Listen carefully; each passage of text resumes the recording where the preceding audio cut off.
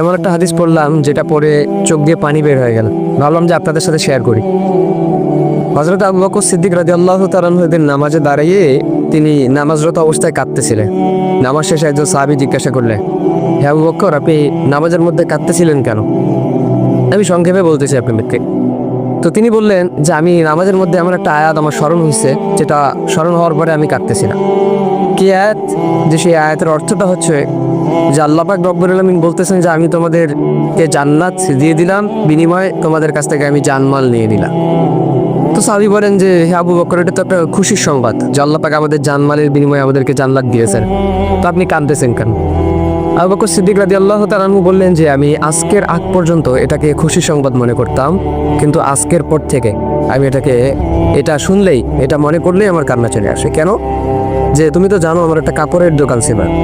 আবু বকর সিদ্দিক রাদিয়াল্লাহু তাআলা আনহু বলতেছেন ওই কাপড়ের দোকানে কয়েকদিন আগে একজন মহিলা কাপড় নিয়ে গেছিল।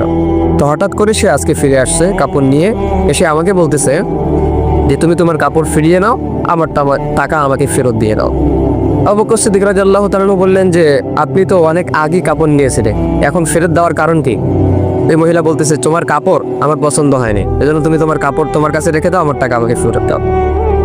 আবু বকর সিদ্দিক রাদিয়াল্লাহু তাআলা আনহু বলতেছেন আমি কাঁদতেছি এটা ভেবে, কিয়ামতের ময়দানে সবাইকে যখন উলঙ্গ করে দাঁড় করানো হবে, সেদিন যদি আল্লাহ পাক রব্বুল আলামিন আমাকে বলে যে আবু বকর তোমার জানমাল আমি তোমাকে দিয়ে দিলাম, বিনিময়ে তুমি আমার জান্নাতকে আমার কাছে ফিরাইতে দাও, সেদিন আমি আবু বকরের হালত কি হবে?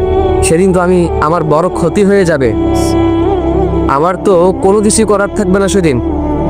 এজন্য প্রিয় ভাই, এই হাদিস থেকে এতটুকু শিক্ষা যে আল্লাহ পাক রব্বুল আলামিন আমাদেরকেও যদি কিয়ামতের দিন বলে যে তোমাদের জানমাল তোমাদেরকে ফিরিয়ে দিলাম, বিনিময়ে আমার জান্নাত আমাকে তোমরা ফিরিয়ে দাও, সেদিন আমাদের কি হালত হবে?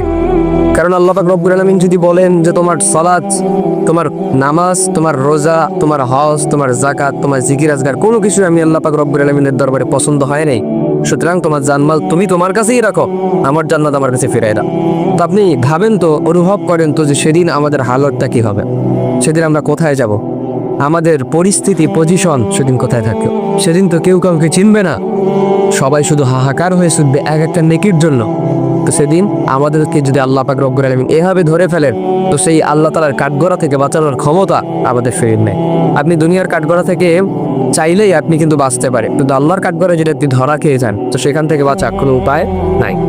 এজন্য কোনো কাজ করলে, কোনো ইবাদত করলে মনোযোগের সাথে করতে হবে। সালাত, রোজা, হজ, যাকাত, জিকির আজগার যেটাই করি না কেন মনোযোগের সহকারে যেন আল্লাহ তাআলা কবুল করেন আমার এই সালাত, আমার এই ইবাদতটা যেন আল্লাহ পাক রব্বুল আলামিন কবুল করে। তো সেই দিকে লক্ষ্য করে আমাদেরকে ইবাদত করতে হবে, আল্লাহর সন্তুষ্টি আমাদেরকে অর্জন করতে হবে। আমাদের মূল টার্গেট হতে হবে জান্নাত লাভ করার। এখন জান্নাত লাভ করতে গিয়ে আপনাকে দুনিয়াতে যা যা করতে হয়, যা যা ইবাদত করতে হয়, যেটাই করা লাগুক না কেন সবকিছু আপনাকে করতে হবে।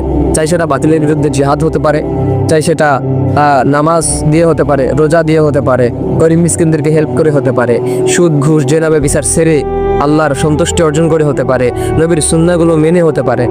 সো যেই দিক থেকে আপনার মনে হবে যে না আমি জান্নাতটা কামাই করতে পারবো, হাসিল করতে পারবো, সো সেই কাজগুলোই আমাদেরকে করতে হবে। তো আল্লাহ পাক আমাদের সেই কাজগুলো করার তৌফিক দেয়।